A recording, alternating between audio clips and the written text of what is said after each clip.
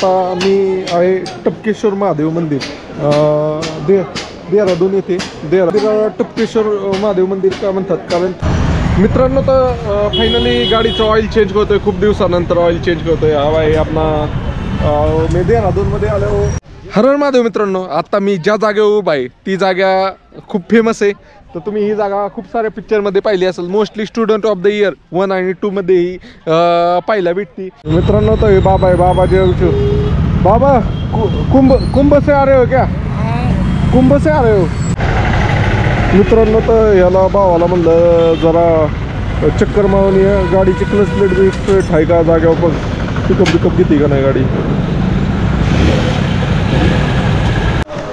मित्रांनो तर आलोय रॉबर केव मध्ये रॉबर केवचा इतिहास म्हणजे जाणायचं म्हणलं तर ही ब्रिटिशकालीन गुफा आहे म्हणजे जुनी गुफा आहे ही देहरादून छोटी म्हणला मी मोठा माणूस नाही आहे त्याने 10 रुपये मदत केली स्कॅनरवर म्हणला तुम मेरे तरफ से 2 किलोमीटर तो गाडी पे चल सकते हो गुड मॉर्निंग मित्रांनो तर आपल्या नवीन ब्लॉगमध्ये तुमचं स्वागत आहे आता मी आहे देहरादूनमध्ये सकाळचे 8:30 वाजलेत ते बघा बाहेर ऊन नाही काय नाही नुसतं ढगाळ्यागत वातावरण आहे ढगाळ पण नाही आहे पण असं वातावरणामध्ये फ्रेशनेस नाही आहे म्हणजे ऊन आलं आहे काय झालं आहे असं काहीच नाही आहे तर इथं थांबलो होतो काल हॉलमध्ये तर आता आंघोळ वगैरे करतो आणि बघूया आज निघायचं का उद्या निघायचं बघूया आज नाही निघलो तर मग इथं गाडीची सर्व्हिसिंग वगैरे करून घेईल मी आणि निघल मग उद्या चलो त्या माणसाला कॉन्टॅक्ट करतो ज्याच्याबरोबर जाणार आहे मी केदारकंठाला तर फायनली आंघोळ वगैरे झाली आज जरा ही केलं ही जॅकेट काढलं आहे लद्दाखला वापरायल्यानंतर पहिल्यांदाच वापराय काढलं आहे तर चला आता थंडी वाढली त्यामुळे ही गार आहे जरा 0 डिग्रीपर्यंत चालतं आहे असं म्हणते तर बघूया कसं होते तर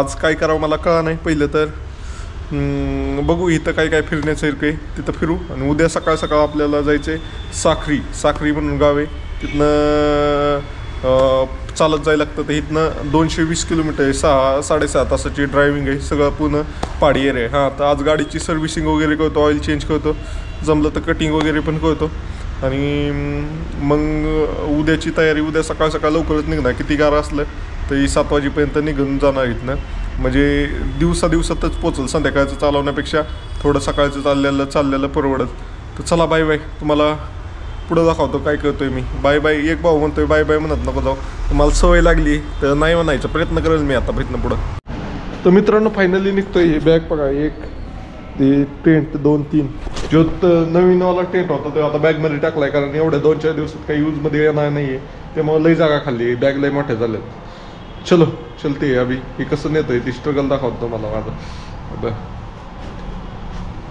कल शाम को भी मैं शायद इधर रुकने के लिए आ जाऊंगा कल मेरे को जाना है केदारकंठा के लिए शास्त्रधारा मेरे को यहाँ घूमने के लिए शास्त्रधारा मैंने देखा ऑनलाइन 4-5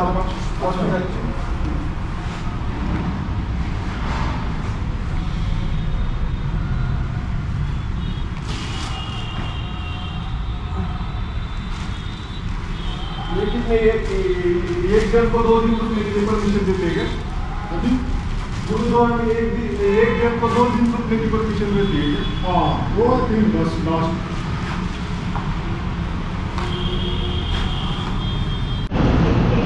मित्रांनो तर इथं गाडीवर सामान लोड केलंय सगळं आणि आता निघालोय आता जवळपास 9:45 वाजत आले पण वेदर बघा कसलं आहे सकाळी 7 वाजले का त्याचं अजून वातावरण आहे तर पहिलं काय करतो काहीतरी नाश्ता करतो हे तो दिसतोय नाश्त्याला आणि मग त्यानंतर कुठं फिरायचं काय नाही ते बघूया मित्रांनो तर खाईसाठी आले तर ये दुकानवाला तर आहे का तो निकालना पडेगा खाना खाणे तर नाही का तर मित्रांनो तर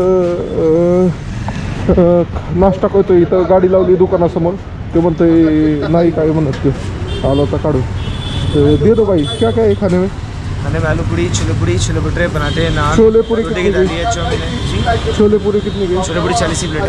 2 पूरी आएगी क्या? प्लेट में 5 पूरी होती है, सब्जी 2 होती है, एक छोले की एक आलू की, साथ में चटनी मिर्च का आता है। ओके, वो पूरी ये वाली आएगी क्या वो वाली? ये खस्ता का छोड़ी है, पूरी अलग होती है, ये भटूरा होता है। ओके पूरी अलग फ्राई होता है। Okay okay. और भटूरा कितने का? छोले भटूरे 50 रुपये प्लेट है, प्लेट में 2 भटूरे, छोले प्याज चटनी सब आता है। पूरी पूरी सब्जी दे दो। हां मित्रांनो, तर नाश्ता करायला थांबलोय, तर हे पाहू शकताय ही छोले पुरी म्हणू शकता, आलू पुरी 30 रुपयालाच प्लेट आहे इथं, स्वस्त आहे तशी. तर चला खातो अगोदर आणि मग बघूया कुठं जायचं देहरादूनमध्ये फिरायला. मित्रांनो, तर नाश्ता झालाय. आता पहिलं हे पाहतो गॅरेज, म्हणजे गाडीचं ऑइल चेंज करून घेतो, कारण ऑइल कमी झालं. ऑइल होतं ते टॉपअप केलं मी, आता ऑइल चेंज करू आपण. चलो, 3000 किलोमीटर झाला असं मला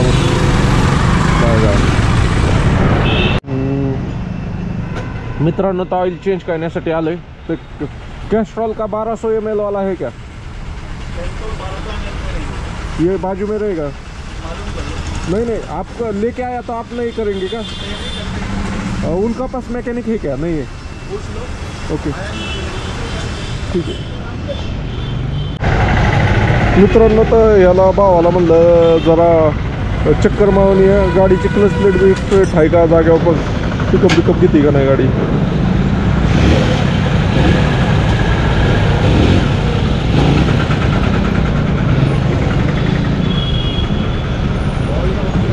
भाऊ म्हणतोय बॅगा उतरून ठेव, म्हणलं अरे नाही बॅगा उतरता येणार. Bye 1 minute.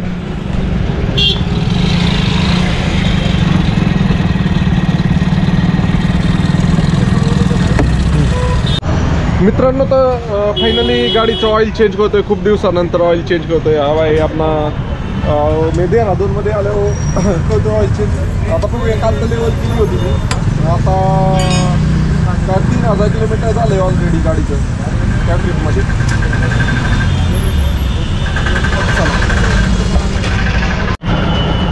मित्रांनो, ते एकदम चिकनाई वगैरे काहीच राहिली नाही ऑइलला, आहे तसं वाटतंय.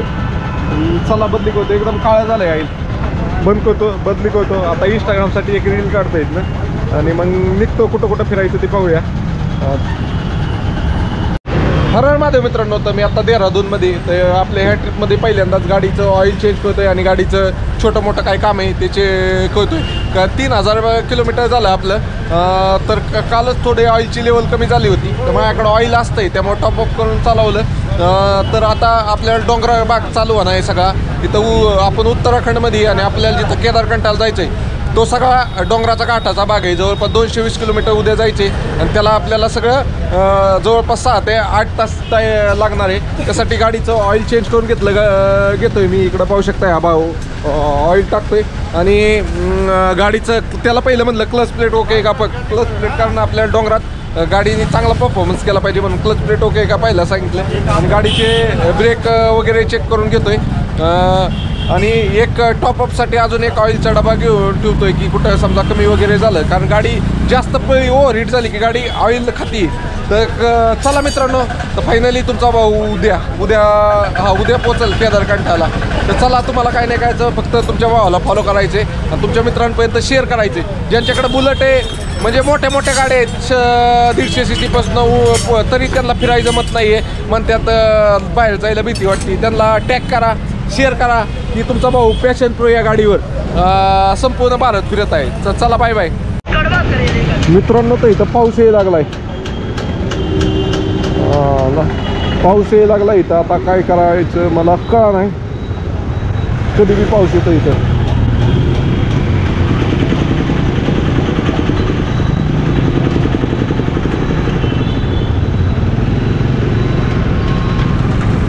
ऊन बी पडायला लागलाय, पाऊस बी यायला लागलाय, टिपकाय बी लागलंय. काय करावं नाही, मला रेनकोट घालायला लागलं. मित्रांनो, तर पाऊस यायला लागलाय, तर पहिल्या बॅग सगळ्या वॉटरप्रूफ करून घेतो, म्हणजे कवर बिवर घालून घेतो बॅगला. नंतर कपडे भिजली की वाळत नाही, आणि या थंडीच्या मोसममध्ये तर वाळायचीच नाही, त्यामुळे पहिलं बॅगला ही घालून घेतो. तर तुम्हाला टाईम लॅप्समध्ये दाखवतो मी काय करतोय मी.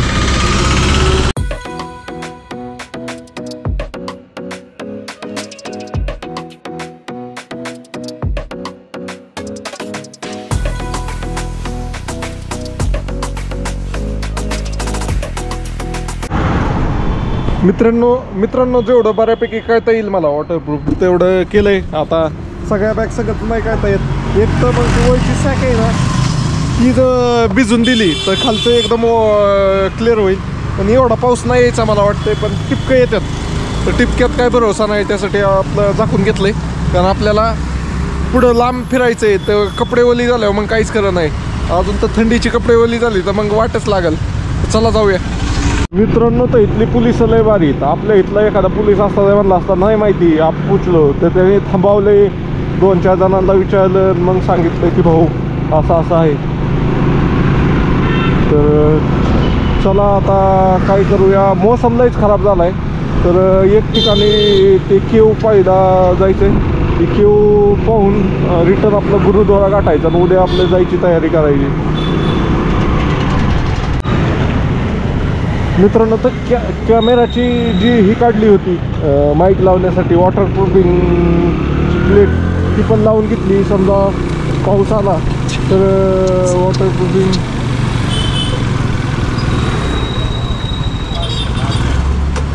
सर ये उत्तर काशी जाने के लिए रोड है? उत्तर काशी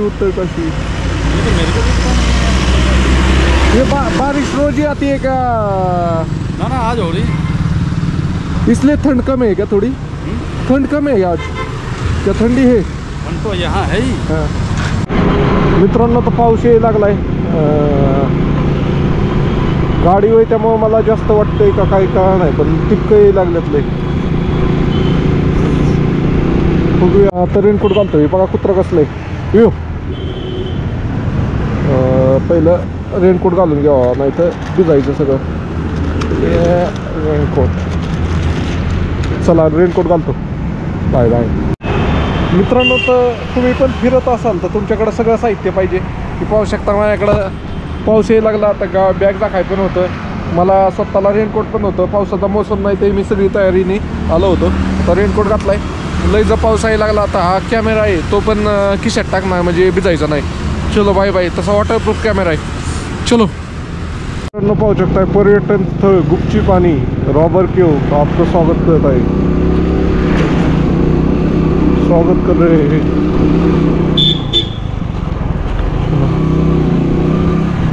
पुढे गेलो बाय. मित्रांनो तो 4 व्हीलर इथंच पार्क करून घेतात. 2 व्हीलर जाऊ शकते पुढंपर्यंत. रॉबर केव काय नक्की पाण्यातलं जरा हे होते धबधबा आहे काय काय माहीत नाही. तर चला जाऊन पाहूया.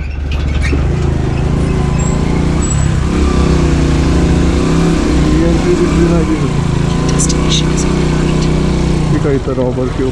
चलो.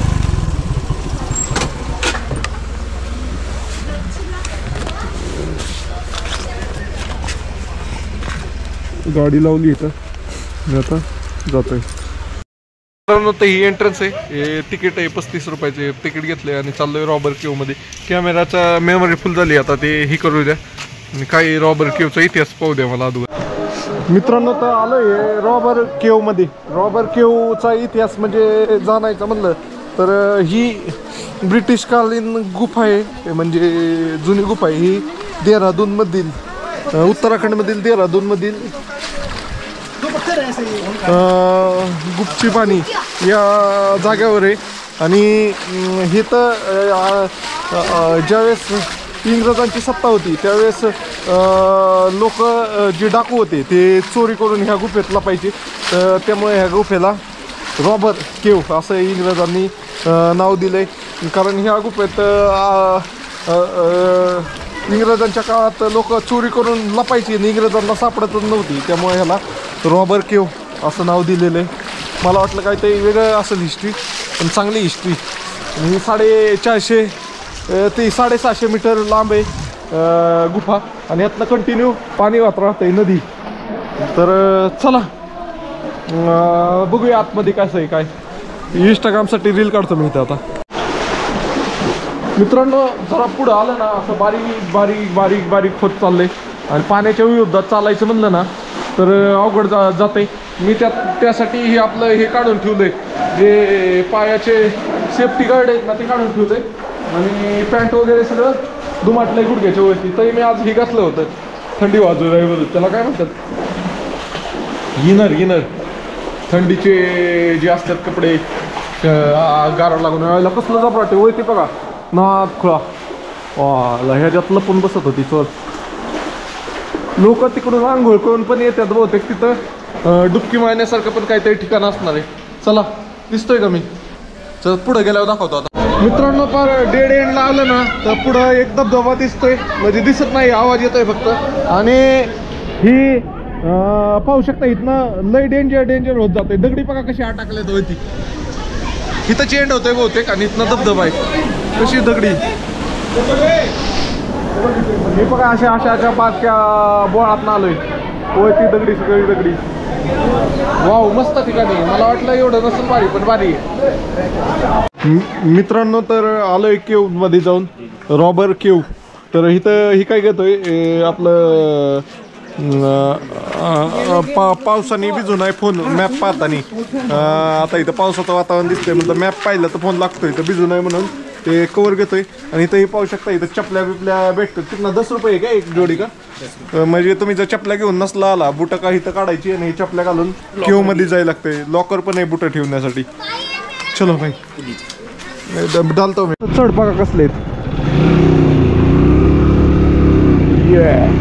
आपली गाडी काय मागं हटत नाही. किती चढ असला तरी आरामात चालली बघा. काय स्ट्रगल नाही काय नाही.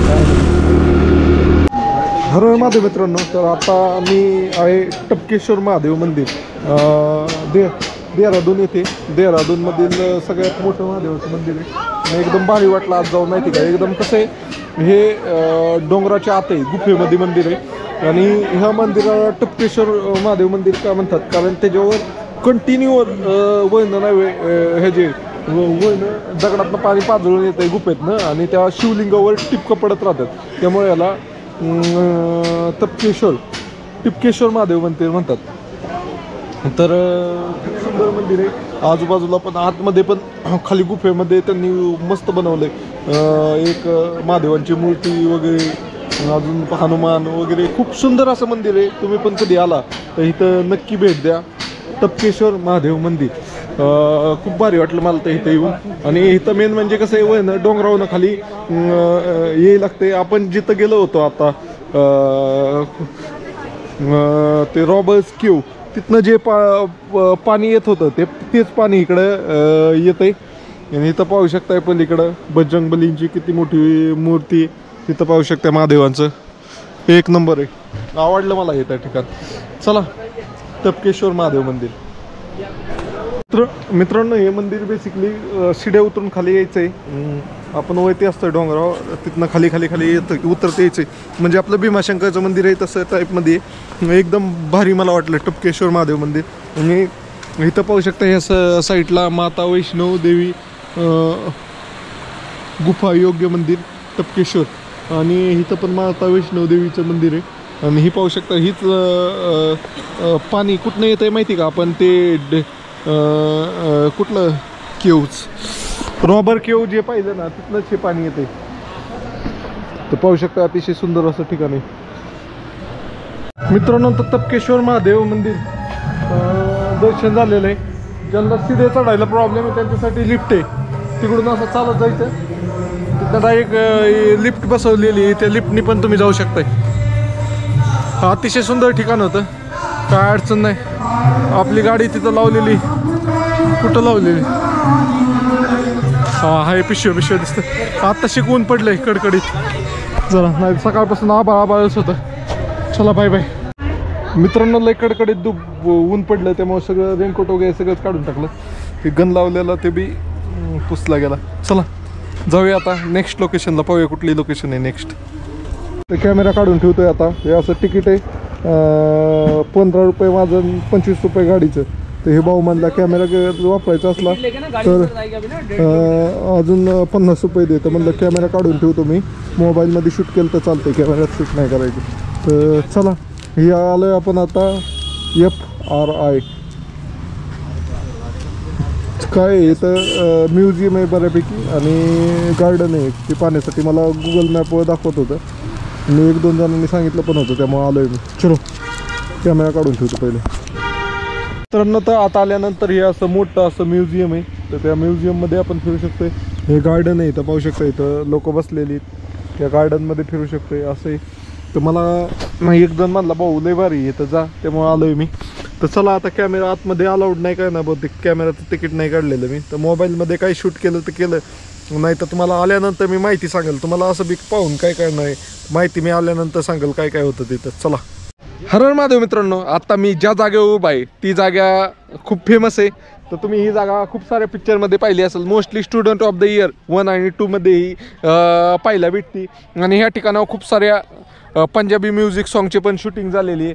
अजून 3 इडियटमध्ये पण यूज झाले का तर वाटते मला ही जागा. तर बेसिकली ही जागा कुठला सेट वगैरे नाही आहे. तर ही फॉरेस्ट रिसर्च इन्स्टिट्यूट म्हणजे FRI हे देहरादूनमधलं आहे.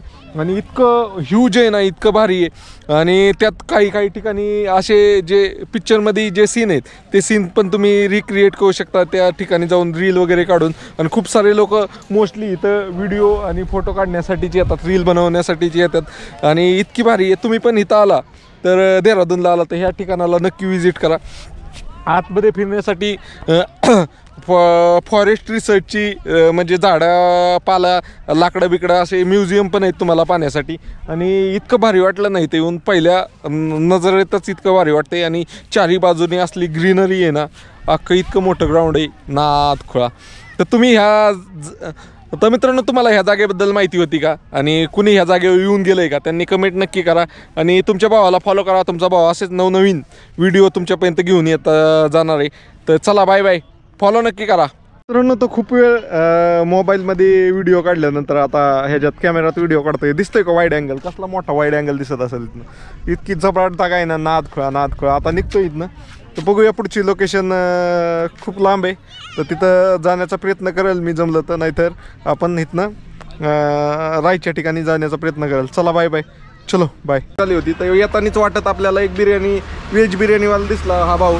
तर ह्या भाऊने नाही वे मला मी घेतली बिर्याणी वगैरे खाल्ली. त्यांनी गाडीवरलं नाव वाचलं, म्हणला बिर्याणी के पैसे रहने दो भाई, आप इतने दूर से आए हो.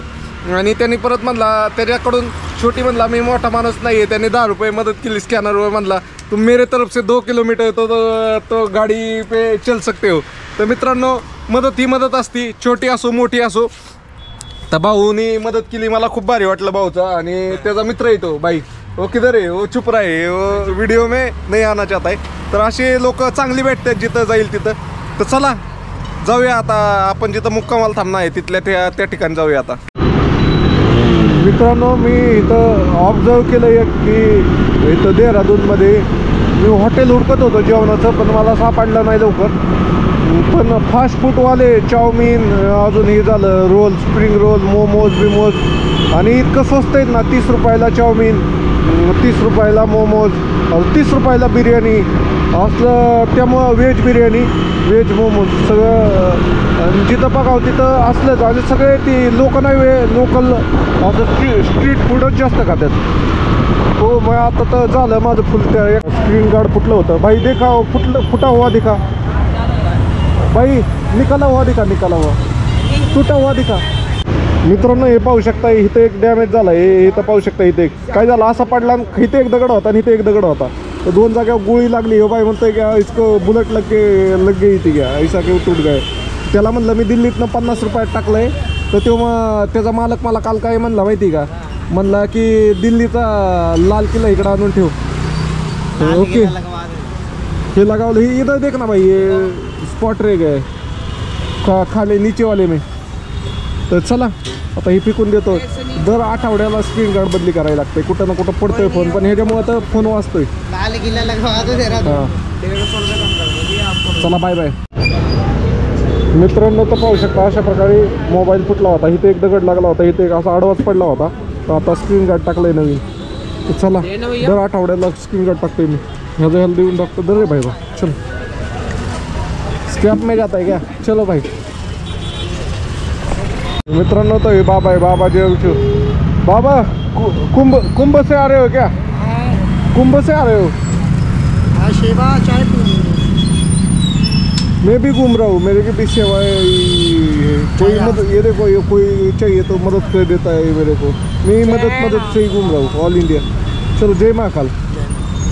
मित्रांनो तर खूप वेळ इथं वाट पाहिजे. तर तिकीट वगैरे ही म्हणजे रिसीट बनवायची 100 रुपयाची हॉलमध्ये राहण्यासाठी. तर ते सर काय आलं नाही. तर आता बॅग घेऊन वरती जातो कारण मोबाईलची चार्जिंग संपली आणि मग तिथनं आपण थोड्या वेळाने येऊन परत रिसीट घेऊन जाऊ 100 रुपयाची हॉलमध्ये राहण्यासाठीची. चलते. पहिली ते एकच बॅग घेऊन जातो मग येऊ मागायला मेला. चलो. पण काल जिथं थांबलो होतो त्याच ठिकाणी थांबलेलं आहे आणि आज पण 3च जण आहे आम्ही हॉलमध्ये. आता तरी सध्या 3च जण आहे. म्हणजे मी तर कॉन्स्टंट आहे. ती 2 नवीन आहेत, काल होते ती नाही आहेत. चला, तुम्हाला व्हिडिओ आवडला तर लाईक शेअर आणि सबस्क्राईब करा आणि भेटूया आपण पुढच्या व्हिडिओमध्ये. पुढच्या व्हिडिओमध्ये आपण जाणार आहे संक्रीला. चलो.